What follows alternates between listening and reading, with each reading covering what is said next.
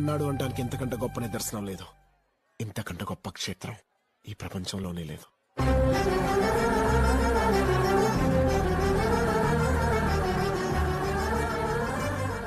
రేపు అఖండ జ్యోతిని చూసి నీ మనసులో ఉన్న కోరిక కోరుకో.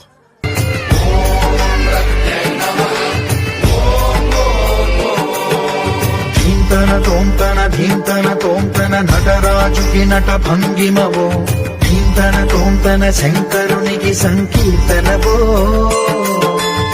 ఈశ్వరుడే అనునిత్యం తనలో తలచుకునే ఓంకారమువో, శివ హృదయం కరిగించే ఆ పంచాక్షరివో.